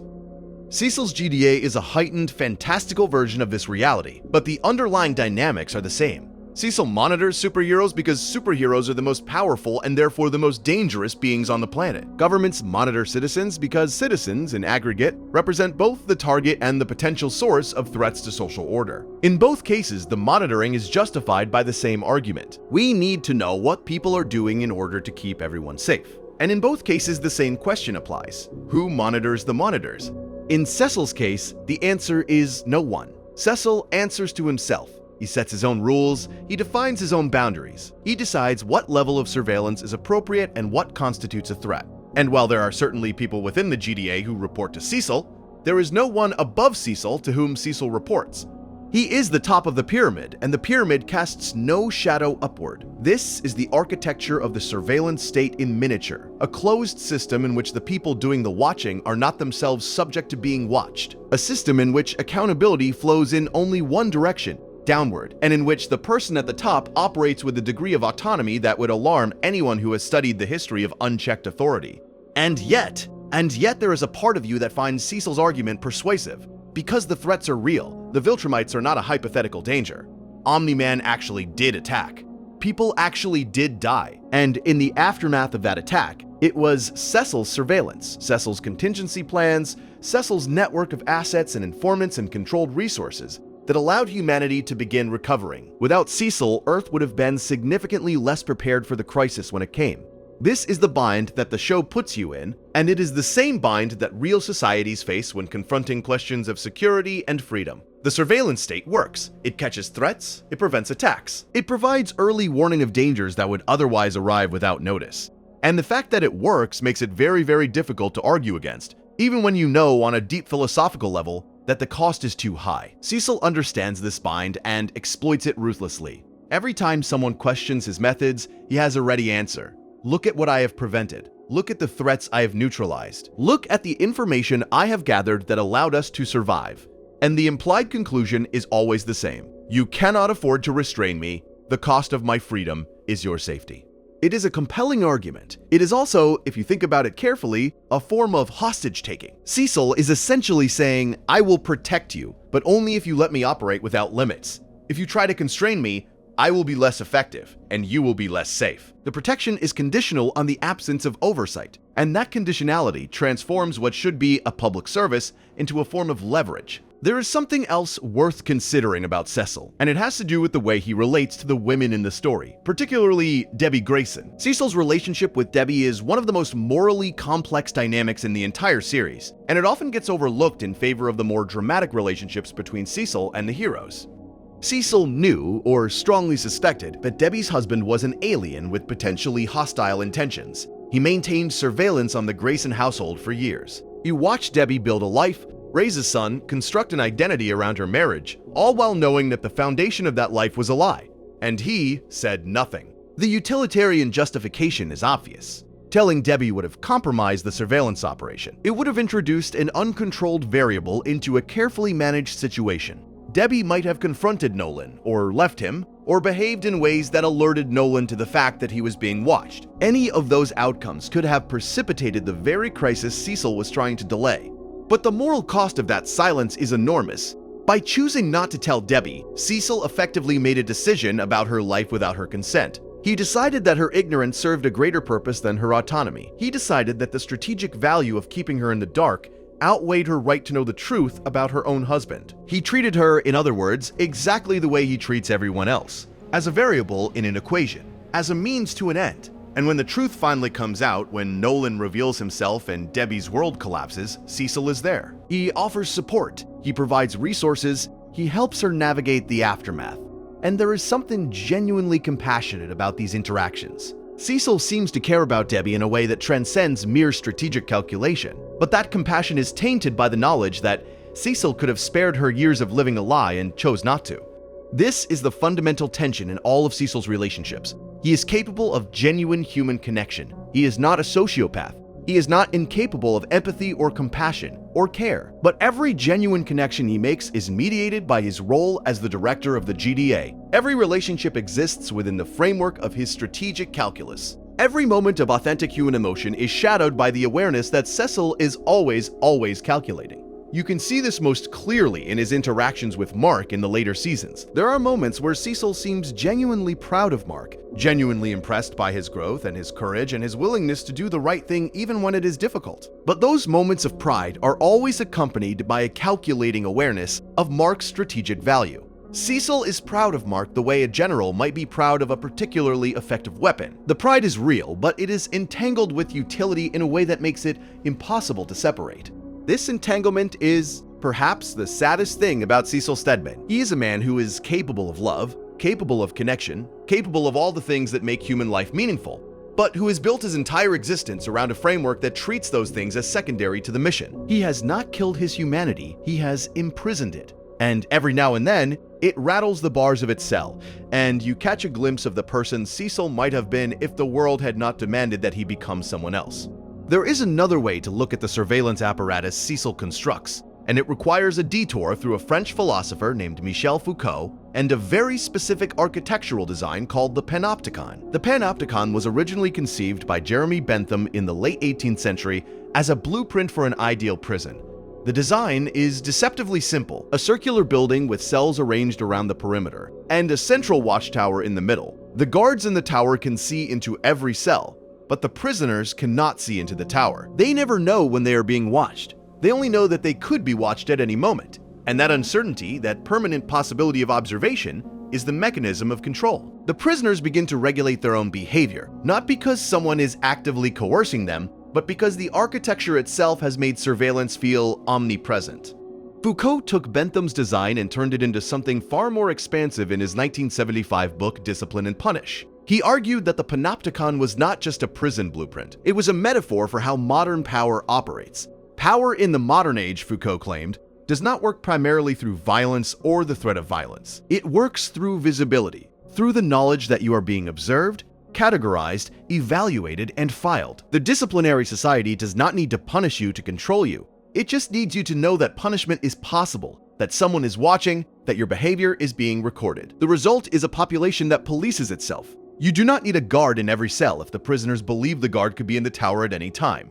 Cecil's GDA is a panopticon scaled to planetary proportions. The heroes do not know the full extent of Cecil's surveillance, but they know it exists. They know Cecil has files, they know Cecil has contingencies. They know that somewhere, in a facility they have never seen, their actions are being recorded and analyzed. And that knowledge shapes their behavior in ways they may not even be conscious of. When Mark Rayson hesitates before acting, when the Guardians of the Globe defer to Cecil's strategic assessments, when heroes accept missions they might otherwise question, part of that compliance stems from the awareness that Cecil is watching. Not always, not necessarily at this specific moment, but potentially, and that potential is enough.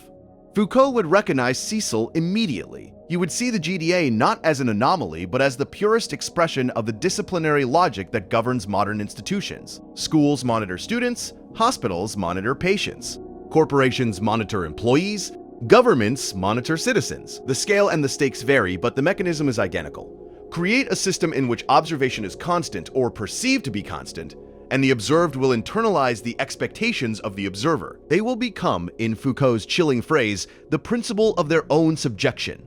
They will discipline themselves.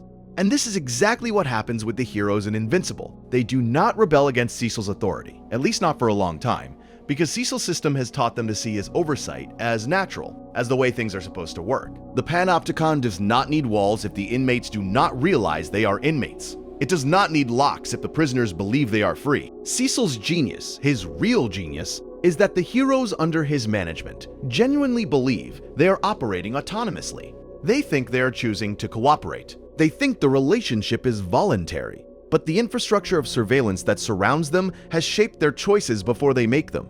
The freedom they feel is itself a product of the system that constrains them.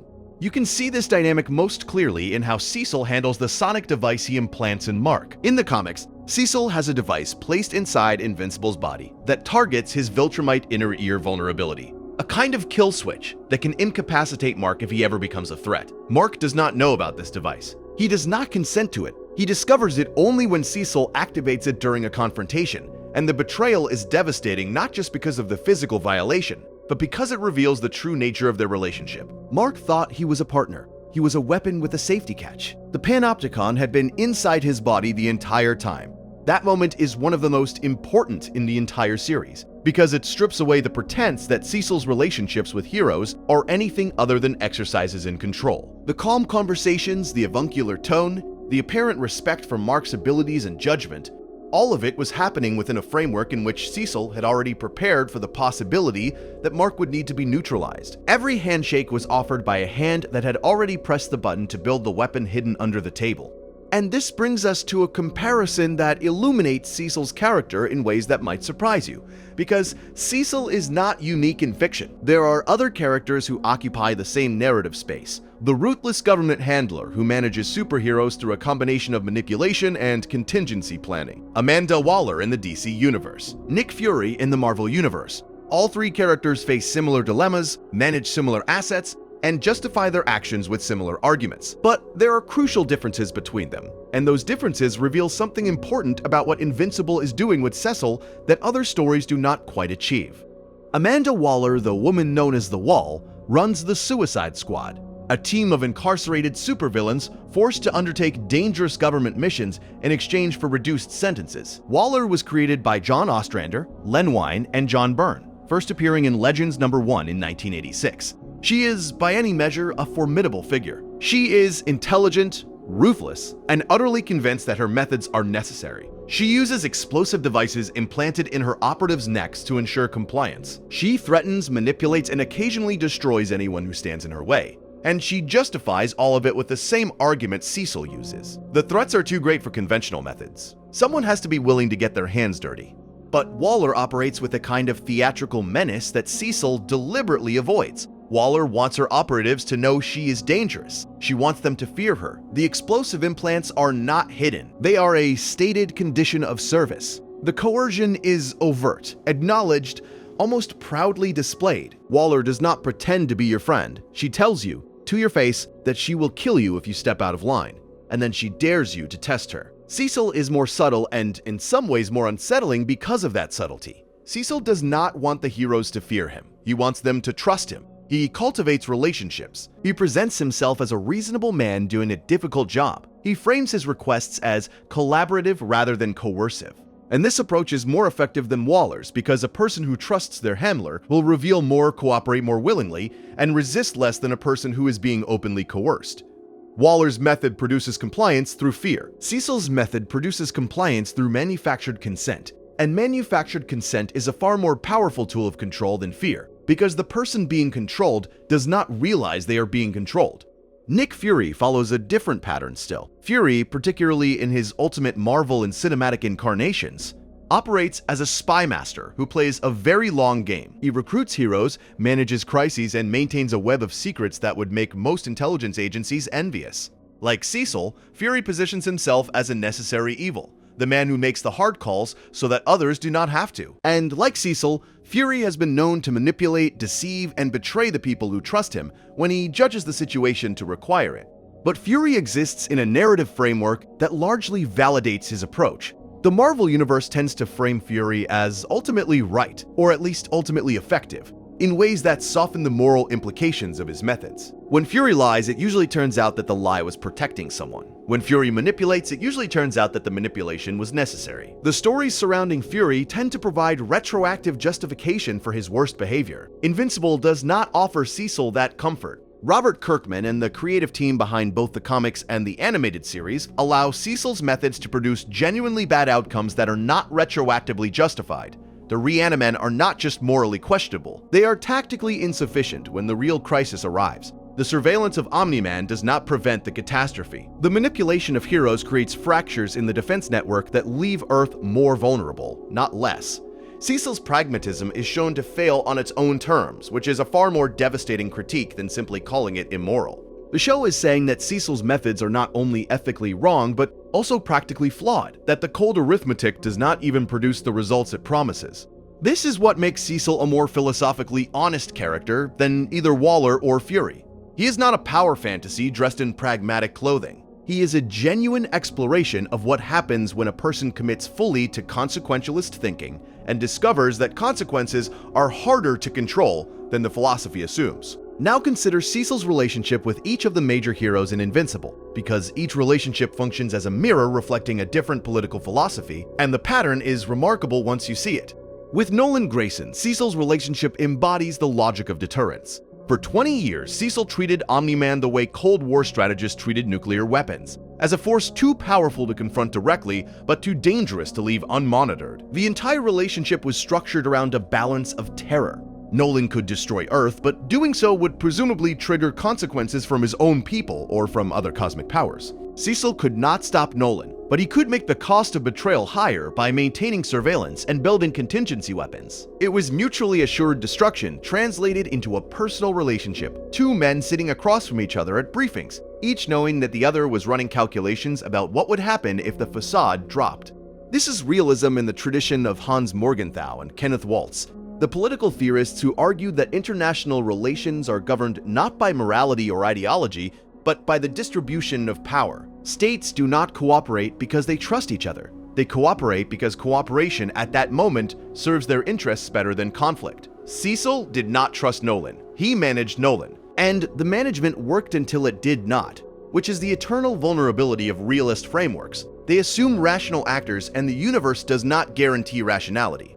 With Mark, Cecil's relationship embodies something closer to paternalism, the political philosophy that says those with greater knowledge or authority are justified in overriding the autonomy of those they protect. Cecil treats Mark the way a father treats a teenager who is old enough to drive but not old enough to understand what the roads are really like. He gives Mark enough freedom to feel autonomous while maintaining control over the information and resources that shape Mark's decisions. He tells Mark what Cecil thinks Mark needs to hear, shields him from truths Cecil judges him unready for, and intervenes when Mark's choices threaten to destabilize the carefully managed system Cecil has built.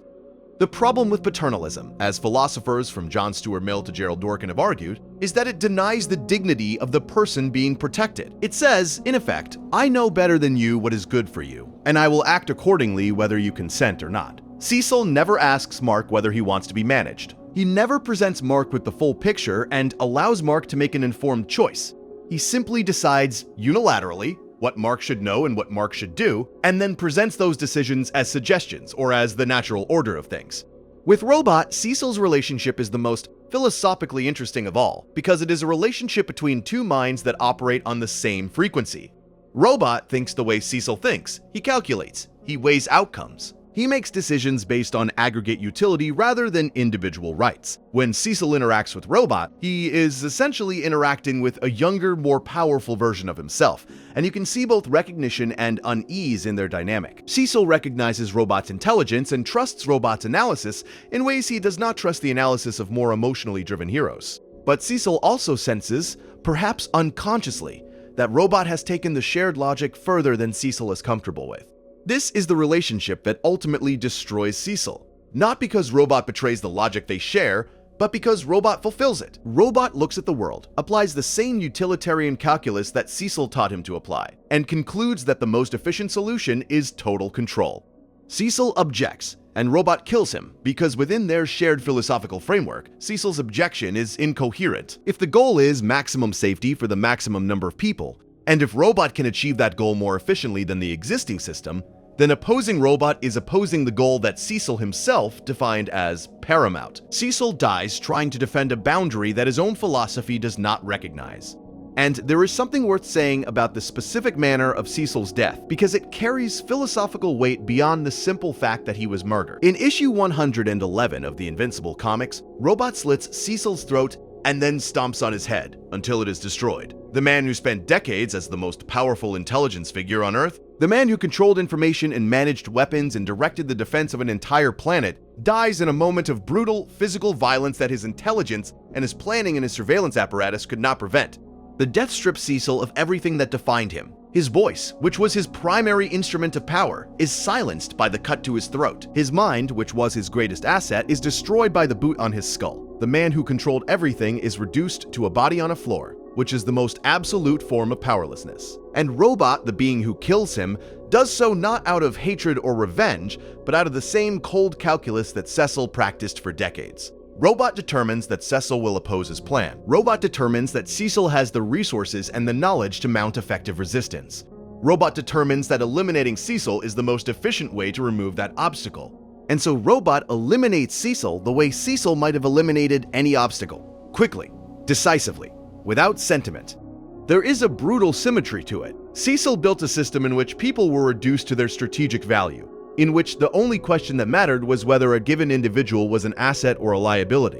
When Robot applies that same framework to Cecil himself, Cecil discovers what it feels like to be on the receiving end of his own philosophy. He discovers what it means to be a liability, and the discovery kills him. Consider Cecil's scarred face one more time, because it does more philosophical work than any other visual element in the series. We discussed earlier how the scars represent Cecil's past failure and his justification for ruthlessness. But there is a deeper layer. The scars are also a visual representation of the cost of the philosophy itself. Cecil's face is divided between the reconstructed presentable surface and the raw, damaged tissue underneath. He is literally two-faced, and the show never lets you forget it.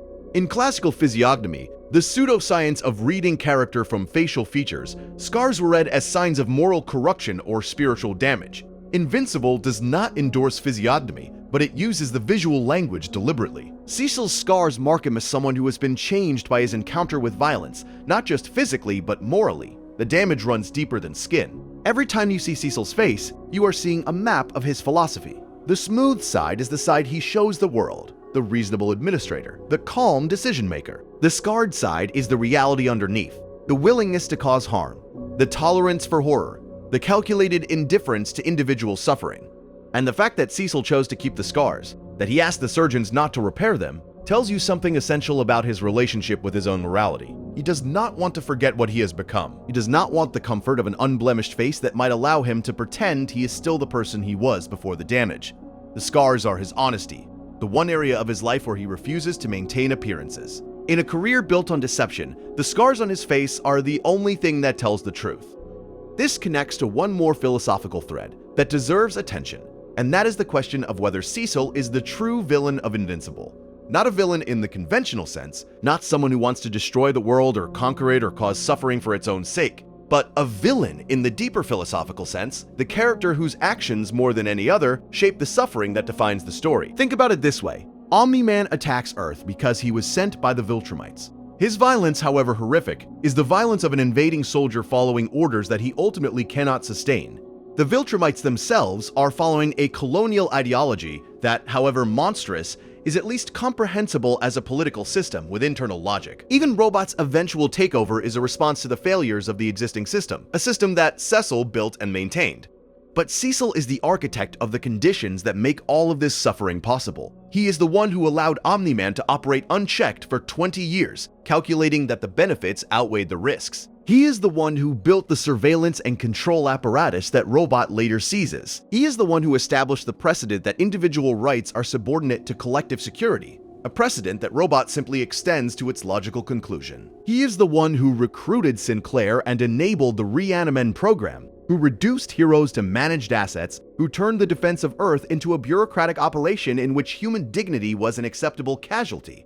If you trace the causal chains of suffering in Invincible back far enough, an astonishing number of them passed through Cecil's office. Not because Cecil intended the suffering, but because the system he built created the conditions in which suffering was not just possible but inevitable. He built a machine, and the machine ground people up, and Cecil told himself that the grinding was necessary, that the alternative was worse, that the math justified everything. This is what philosophers call structural violence.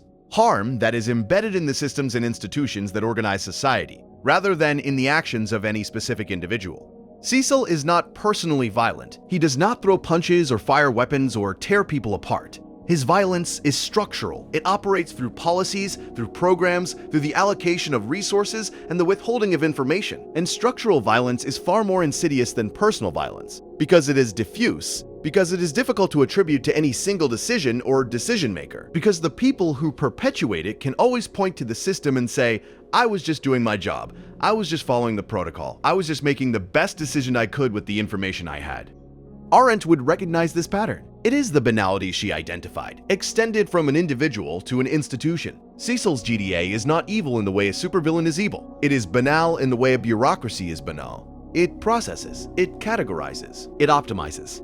And in the space between the processing and the categorizing and the optimizing, human beings are consumed, and no one is quite sure who is responsible. There is a thought experiment that captures this perfectly. Imagine you could go back in time and remove Cecil from the Invincible universe entirely. No Cecil, no GDA as it exists, no Panopticon, no Reanimen, no 20-year deception of the Grayson family. Would the world of Invincible be more dangerous? Probably. Would more people die from superpowered threats? Perhaps. But would the world be more free? Would the heroes be more autonomous, more human, less compromised by the machinery of control? Almost certainly. And the question of whether a more dangerous but more free world is preferable to a safer but more controlled one is the question that Cecil's entire existence poses. You do not have to answer it definitively. Philosophy rarely demands definitive answers, but the question itself does something important. It forces you to examine what you actually value: safety or freedom, outcomes or principles, the aggregate or the individual. Cecil has made his choice. The question is whether his choice is one you can live with, and whether the cost of that choice, the erosion of everything that makes human life meaningful beyond mere survival, is a price you are willing to pay for the security it purchases. There is a final dimension of Cecil's philosophy that the show explores through its quietest moments, and it has to do with the nature of institutional power versus individual power. Cecil represents institutional power. His strength comes not from his body or his intellect alone, but from the system he has built, the apparatus of the GDA with its surveillance networks, its weapons programs, its classified budgets, its web of informants and assets and contingency plans. Strip all of that away, and Cecil is just a man with scars and a sharp mind. The institution is what makes him dangerous. Robot, by contrast, comes to represent individual power, a single intelligence so vast and so capable that it can operate an entire global governance system alone. When Robot seizes control, he does not just replace Cecil as the head of the GDA, he replaces the GDA itself. The institution becomes irrelevant because Robot can do everything the institution did, and more, without the inefficiencies and the compromises in the bureaucratic friction that institutional power necessarily involves. The conflict between Cecil and Robot is therefore not just a personal rivalry, it is a philosophical argument about the nature of power itself. Can power be safely held by an institution with all its flaws and limitations, or must it ultimately concentrate in the hands of a single individual who can exercise it without the constraints that institutions impose? Cecil's answer is that institutions, however imperfect, provide a check on the worst impulses of individuals. Robot's answer is that institutions are too slow, too compromised, too beholden to competing interests to effectively protect humanity from existential threats. The irony is that Cecil's own behavior undermines his own argument. He claims to believe in institutional power, but he runs the GDA as a personal fiefdom. He makes unilateral decisions. He overrides the judgment of others. He treats the institution not as a system of checks and balances, but as an extension of his own will. He is, in practice, exactly the kind of individual power concentration that he claims to oppose.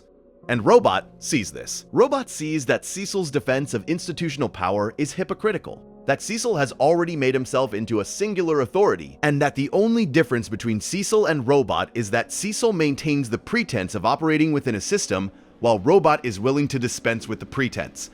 This is what makes the transition from Cecil to robot so terrifying and so philosophically coherent. It is not a revolution, it is an evolution. Robot does not overthrow Cecil's system, he completes it. He takes the logic that Cecil built the GDA around, the logic that says security justifies control and control requires concentration of authority, and he follows it to its natural endpoint. Cecil's system was always tending toward robot's solution. The only thing holding it back was Cecil's own sentimentality, his residual attachment to the democratic fictions that his daily practice contradicted. When Robot kills Cecil, he is not destroying the system. He is removing the last obstacle between the system and its full realization. Cecil is the bottleneck, the point where institutional logic encounters an individual conscience that still, however faintly, resists total commitment to the utilitarian calculus. Remove the conscience, and the system achieves its final form. Pure efficiency, pure control, pure power exercised without the friction of moral doubt. And yet, the world under Robot is safer. Crime rates drop, wars end, threats are neutralized with a speed and precision that Cecil's cumbersome apparatus could never match. By every metric that Cecil himself used to justify his methods, Robot's regime is a success. The greatest good for the greatest number has been achieved. The trolley has been permanently diverted, but something has been lost, something that does not show up in the metrics. The people under Robot's control are not citizens. They are subjects. They do not choose their government. They do not debate policy. They do not have the freedom to make mistakes, to take risks, to live in ways that a superintelligent optimizer might consider suboptimal. They are safe the way animals in a zoo are safe, provided for, protected, and utterly without autonomy. This is the final argument against Cecil's philosophy, and it is the one that the show delivers not through dialogue or action, but through the quiet, devastating logic of its own narrative. Cecil's system does not fail because of an error in calculation. It fails because calculation itself is an insufficient foundation for governance. A world run by calculations is a world in which the calculators eventually conclude that freedom is inefficient, that the messy, unpredictable, beautiful chaos of human self-determination is a threat to be managed rather than a value to be protected. Cecil would never say this out loud. He would insist that he values freedom, that he is protecting democracy, that the surveillance and the manipulation and the moral compromises are all in service of preserving the world as it is. But his actions tell a different story. His actions say that safety is more important than freedom, that order is more important than autonomy, that the correct outcome, as determined by the person with the most information, is more important than the messy process by which free people determine their own futures. Robot simply says out loud what Cecil's actions have always implied. And the horror of Robot's regime is not that it contradicts Cecil's philosophy, it is that it fulfills it. This is what makes Invincible such a thoughtful piece of storytelling. It does not give you an easy answer to the Cecil question. It does not tell you that Cecil is right, and it does not tell you that Cecil is wrong. It shows you a man doing terrible things for reasons that make sense, and then it asks you to sit with that discomfort. It asks you to hold two contradictory ideas in your mind at the same time. Cecil is protecting you. Cecil is violating you. Both of those things are true simultaneously. And the tension between them is not a problem to be solved. It is a condition to be understood. Cecil Stedman is, in the end, a warning. Not a cartoon villain warning, not a simple cautionary tale about the dangers of power. Something more subtle and more relevant. He is a warning about what happens when reasonable people follow reasonable premises to unreasonable conclusions. He is a warning about the seductive power of utilitarian logic, which can make almost anything seem justifiable if you frame it correctly. He is a warning about the danger of confusing effectiveness with righteousness and intelligence with wisdom. He is also, and this might be the most important thing, a warning about the cost of being the person who makes the hard choices. Because Cecil does not enjoy his life. He does not seem happy. He does not have close relationships. He does not trust anyone fully, and no one fully trusts him. He has sacrificed his own humanity on the altar of humanity's survival. And the sacrifice has left him diminished in ways that he may not even be able to recognize. The scars on his face are the ones everyone can see. But the deeper scars, the ones carved by decades of moral compromise, are invisible and far more damaging. They are the scars of a man who has spent his life choosing between terrible options and has convinced himself that the ability to choose quickly and cleanly is the same thing as wisdom. It is not. Wisdom includes the ability to hesitate. Wisdom includes the willingness to doubt. Wisdom includes the recognition that your calculations might be wrong and that the moral weight you have discounted might matter more than you think. Cecil has none of those things.